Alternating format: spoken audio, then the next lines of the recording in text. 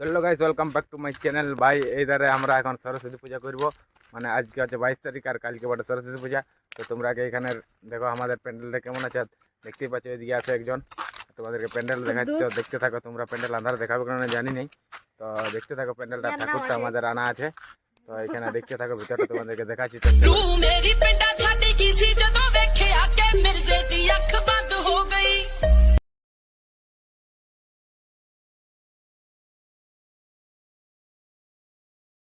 তো গাইস তোমরা দেখতে পেলে প্যান্ডেলটা, আর মানে দেখতে পাচ্ছি এখন আছি ভিতরে।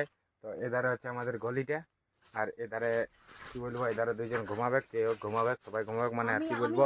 তো এধারে এখন মানে ফিটিং হয়নি আমাদের পুরাপুরি, মানে রাতে ফিটিং হবে। তোমাদেরকে সকালে দেখাবো কিছু পূজা কেমন হয়, আর মানে এইখানের প্যান্ডেলটা আমাদের দেখান দিব তোমাদেরকে। তো কি বলবো, মানে এই ভিডিওটা এখানে শেষ করছি।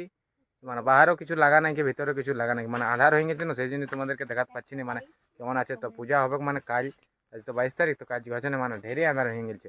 তোমরা দেখতে পাচ্ছি যে কত আন্ধার আছে আমাদের, মানে ফেলাসে ভিডিও আছে, তো দেখতে পাচ্ছি প্যান্ডেল এই ধারে কেমন আছে।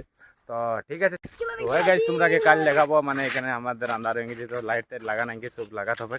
তো চলো তোমাদেরকে কাল দেখা, আর এখানে ভিডিও শেষ করছি। আরও নতুন ব্লগ আসবে কালকে, তোমাদেরকে দেখাবো, সব কিছু দেখাবো, মানে প্যান্ডেল কেমন আছে। তো চলো ঠিক আছে, বাই বাই।